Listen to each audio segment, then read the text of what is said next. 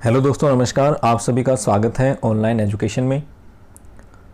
दोस्तों, पिछली वीडियो में हमने बात की थी अबाउट कंप्यूटर के बारे में। कंप्यूटर क्या होता है, कंप्यूटर के फंक्शंस क्या होते हैं, इंफॉर्मेशन प्रोसेसिंग साइकिल क्या होता है, इनपुट प्रोसेसिंग और आउटपुट डिवाइस कंप्यूटर सिस्टम क्या होता है, उसके बारे में हमने पिछली वीडियो में बात की थी। अगर आपने वो वीडियो नहीं देखी है तो इस वीडियो के डिस्क्रिप्शन बॉक्स में मैं उस वीडियो का लिंक प्रोवाइड करवा दूंगा। और आज की जो वीडियो है वो है हमारी about development of computer. Computer का विकास कैसे हुआ, किन किन स्टेज से होकर के कंप्यूटर गुजरा। आज जो हम हाई स्पीड कंप्यूटर यूज़ कर रहे हैं, जो हाई स्पीड माइक्रो प्रोसेसर का कंप्यूटर यूज़ कर रहे हैं, उसके यहाँ तक पहुँचने में कितने स्टेप्स यूज़ हुए, कौन कौन से डिवाइस का आविष्कार हुआ।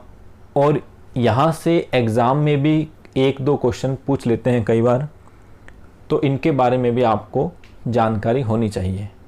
साथ ही साथ आपको बता दूं, मैं ये जो मटेरियल यहाँ प्रोवाइड करवा रहा हूँ मेरा मेन फोकस कॉम्पिटिटिव एग्ज़ाम से रिलेटेड है। अगर इस मटेरियल को आप तैयार करते हैं तो उम्मीद मान के चलिए, मेरे ख्याल से आपको मैं ऐसा मटेरियल प्रोवाइड करवा दूंगा कि कॉम्पिटिटिव एग्ज़ाम में आपको इससे बहुत हेल्प मिलेगी। तो आइए आज शुरू करते हैं about development of computer, computer का विकास। तो कंप्यूटर की अगर बात करें तो कंप्यूटर में सबसे पहले अगर हम देखें तो आज के टाइम में हर जगह कंप्यूटर का यूज़ हो रहा है। कंप्यूटर एक ऐसा आविष्कार इंसान ने किया है जिसने हमारे काम करने, रहने, खेलने इत्यादि सभी तरीकों में परिवर्तन कर दिया है। अगर इसकी बात करें तो लकड़ी के एबेकस से शुरू होकर आज हाई स्पीड माइक्रो प्रोसेसर में कंप्यूटर बदल गया है। अब हम वन बाय वन बात करते हैं कि कहाँ से ये शुरुआत हुई थी कंप्यूटर का विकास होना। सबसे पहले बात करें तो एबेकस से शुरू हुआ था। एबेकस आप सभी जानते होंगे, लकड़ी की एक डिवाइस थी जो मेनली कैलकुलेशन में काम आती थी, गणना करने में काम आती थी।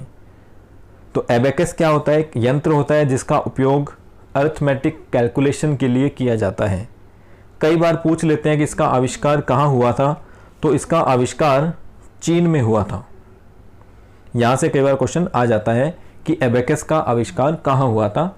इसका आविष्कार चीन में हुआ था। एबेकस के बाद हमारी जो मेन डिवाइस, सेकंड डिवाइस है, वो आती है पास्कल कैलकुलेटर या पास्कलाइन। पास्कल कैलकुलेटर या पास्कलाइन।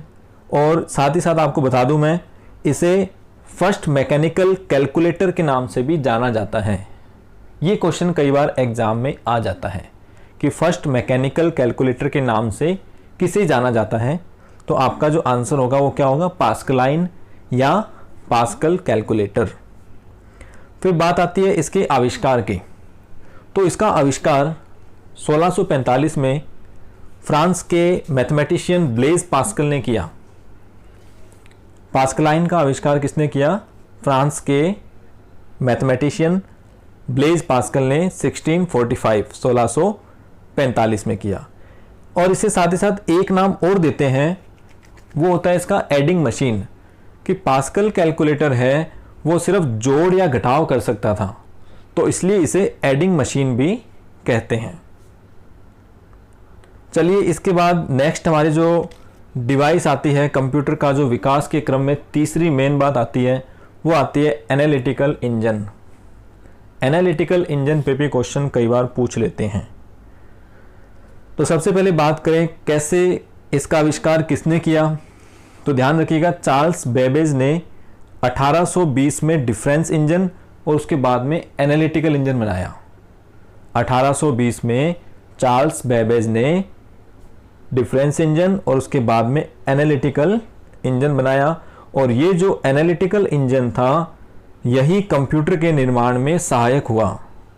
ये जो आपका एनालिटिकल इंजन है, यही कंप्यूटर के निर्माण में सहायक हुआ। इसी कारण चार्ल्स बेबेज को फादर ऑफ कंप्यूटर कहा जाता है। इसी कारण क्या कहते हैं? चार्ल्स बेबेज को फादर ऑफ कंप्यूटर कहते हैं। नेक्स्ट जो आपकी डिवाइस आती है वो आती है पंच कार्ड। नेक्स्ट डिवाइस आती है पंच कार्ड। तो पंच कार्ड की अगर बात करें तो 1890 में हरमन होलर्थ ने पंच कार्ड का निर्माण किया। 1890 में हरमन होलर्थ ने पंच कार्ड का निर्माण किया और सबसे पहले ये जो यूज हुआ था, ये जनगणना के काम को करने के लिए एक मशीन बनाई थी, उसमें पंच कार्ड का उपयोग किया गया। इससे बेनिफिट ये मिला कि जो जनगणना का काम था वो पंच कार्ड की हेल्प से 3 साल के अंदर पूरा हो गया। उसके बाद बात करते हैं एनियक। एनियक के बारे में बात करें तो ये फर्स्ट इलेक्ट्रॉनिक कंप्यूटर था। एनियक क्या था? First electronic computer. ये आपसे क्वेश्चन पूछ लेता है मैक्सिमम एग्जाम में। एनियक का क्वेश्चन आपसे बार बार पूछते हैं। इसे फर्स्ट इलेक्ट्रॉनिक कंप्यूटर कहते हैं। 1946 में इसका निर्माण हुआ। कई बार तो इसकी फुल फॉर्म भी पूछ लेते हैं, तो आपको फुल फॉर्म भी इसकी मालूम होनी चाहिए। एनियक की फुल फॉर्म होती है electronic numerical integrated and calculator. तो यह हमारा क्या था? फर्स्ट इलेक्ट्रॉनिक कंप्यूटर था और इसका आविष्कार जे प्रेस्पर एकर्ट एंड जॉन कच ने किया। इसका आविष्कार जे प्रेस्पर एकर्ट एंड जॉन कच ने किया। इसके बाद हमारी जो डिवाइस आती है वो होती है एडसैक, EDSAC, एडसैक। ये हमारा कंप्यूटर है जिसके अंदर क्रमिक विकास में स्टोर्ड प्रोग्राम के कॉन्सेप्ट को यूज़ किया। यहाँ से भी क्वेश्चन उठ जाता है कई बार कि स्टोर्ड प्रोग्राम के कॉन्सेप्ट को कौन से कंप्यूटर से स्टार्ट हुआ। तो यहाँ पे आएगा, आपको ऑप्शन दे सकता है वो एनियक, यूनिवर्क, मार्क 1, एडसैक। तो आप क्या कह सकते हो? एडसैक। इसमें कौन सा कॉन्सेप्ट था? स्टोर्ड प्रोग्राम का कॉन्सेप्ट था और इसका आविष्कार कहाँ हुआ? कैम्ब्रिज यूनिवर्सिटी में ये बनाया गया, विकसित हुआ। स्टोर्ड कॉन्सेप्ट का मतलब क्या होता है कि डेटा और इंस्ट्रक्शन जिनका उपयोग प्रोसेसिंग में हो रहा है उनको कंप्यूटर में स्टोर करते हैं और आवश्यकता पड़ने पर एग्जीक्यूशन के टाइम काम में लेते हैं। इसे कहते हैं स्टोर्ड प्रोग्राम कॉन्सेप्ट। उसके बाद हमारा आता है UNIVAC. UNIVAC 1। UNIVAC 1 universal automatic computer. इसकी फुल फॉर्म भी कई बार आपसे पूछ लेता है, तो आपको कम से कम जितने भी कंप्यूटर अभी मैंने बताए हैं उनकी फुल फॉर्म, उनका आविष्कार कब हुआ और किसने किया, इतना पता होना चाहिए। जैसे यूनिवैक 1 है, ये पहला कंप्यूटर था जो व्यापारिक उपयोग के लिए उपलब्ध था। यूनिवैक 1 पहला कंप्यूटर था जो व्यापारिक उपयोग के लिए उपलब्ध था। इसका आविष्कार कब हुआ था? 1951 से 1954 के बीच में हुआ। यूनिवैक 1 का जो आविष्कार है वो कब हुआ? 1951 से 1954 के बीच में इसका आविष्कार हुआ था। तो दोस्तों ये थे हमारे डेवलपमेंट ऑफ कंप्यूटर के अंदर बहुत सारे कंप्यूटर जिनका विकास हुआ अलग अलग टाइप से। ये इम्पोर्टेंट थे और एग्ज़ाम में पूछ लेते हैं इनसे। तो आपसे बस यही गुजारिश है कि आप इसी तरह वीडियोस को देखते रहिए, सेल्फ स्टडी करिए। क्वेश्चंस अगर आपको कोई डाउट है तो कमेंट में आप क्वेश्चन करिए, पूछिए हमसे। और साथ ही साथ अगर आपको वाकई में वीडियो पसंद आ रही है तो आप वीडियो को लाइक और शेयर करना ना भूलें और चैनल को भी सब्सक्राइब कीजिए। Thank you.